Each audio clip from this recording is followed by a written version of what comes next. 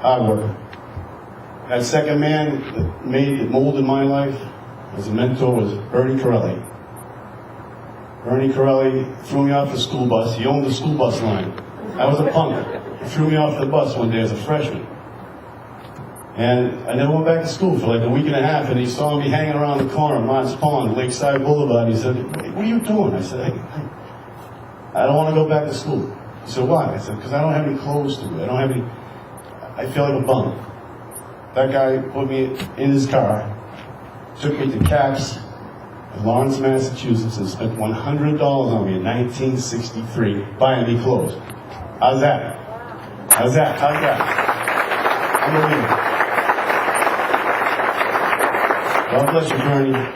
All four of these gentlemen have passed on. They're beautiful men. And then you had Ed McInerney. Ed McInerney was a mentor. He was a 40-year school teacher, gym teacher, and he became the athletic director of Brookline High School. Tremendous guy, a quality guy, character, athlete. He was my mentor. I went on to Springfield College because of Ed McInerney. And I was able to mentor a gentleman in this crowd myself, Larry Tremblay, who went on to Springfield College. I was Larry's mentor when he went to Springfield. Look at Larry, look what he's done as far as his coaching record and what he's done for children in Massachusetts, Winchester, North Reading, I don't care where, he's done it for a lot. Thank you, Ed McInerney. Finally was Fred Keys, another man that mentored me. I remember him grabbing me in the hallway of the school when I was a freshman. He threw me in his room. He sat me not too gently upon the chair, believe me when I say this. He had size 14 shoes, kicked me in the shin, and almost broke my leg. He said, "Buddy, what the hell's the matter with you? What's going on?" I said, "What do you mean?" He said, "You're capable of doing so much more." He sat in this chair, and he left that room. He said, "I want you to think about what's going on." And I did. And I said, "Wow, these men, all these men, these four men, took the time to take stock in me, to make me go out there and fight for what I believed in, whatever, but they inspired me. And that's what sport's about. It's about helping others. You know, it's not what you get, it's what you give. If you can't stop and help a boy, we're all athletes here. To me, life is stopping, take a chance, take some time.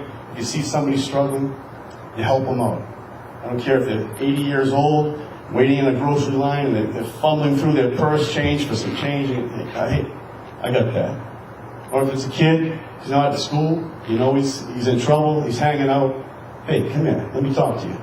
That's what it takes. We're all athletes. I think that we all deserve to do that for our community and for our kids. I want to tell you about one play, just one play, I won't bore you, that was my life in football. It was a Thanksgiving Day game in 1966 at Linfield. North Reading had never beat them in the 7 previous games. We were ahead 3-0 with about 2 minutes left in the game. They got a safety.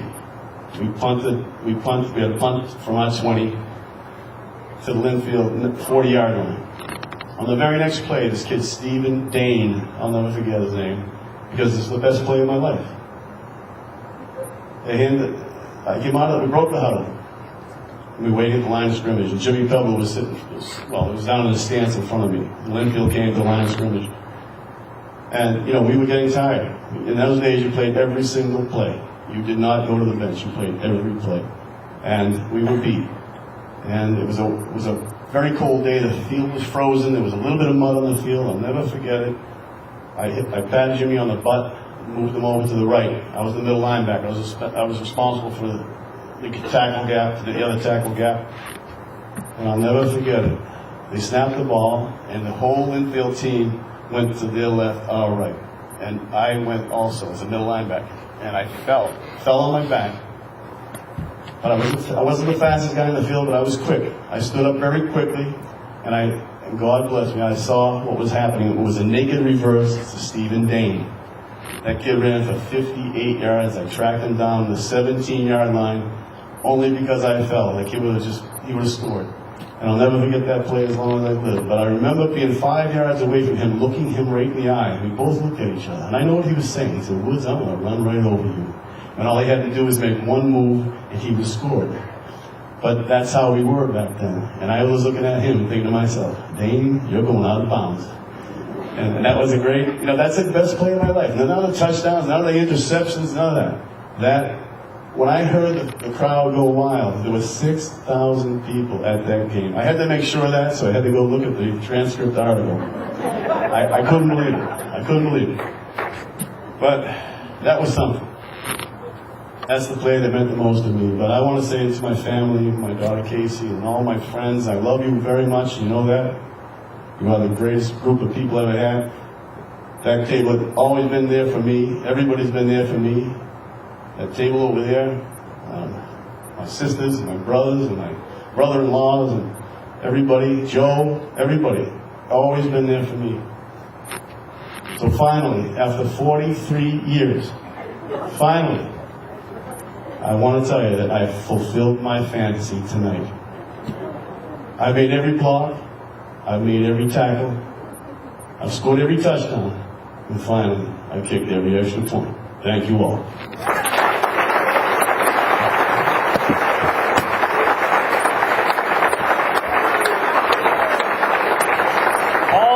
Ladies and gentlemen.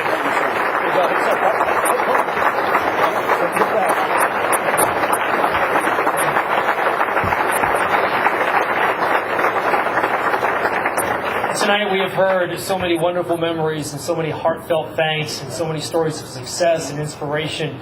So many small beginnings that have led to so many tremendous endings. And no doubt as we speak, there have got to be a number of kids somewhere in North Reading practicing hard, honing their craft so that someday they too can lead their team to glory and maybe experience the kind of success, excellence, and nostalgia we heard about tonight. I want to thank you all for coming and sharing in tonight's celebration, and a big thank you to the Hall of Fame committee for their tireless effort in sifting through all the stats and all the stories of all the nominees to make tonight possible. It is a labor of love for these people, and they deserve our heartfelt thanks.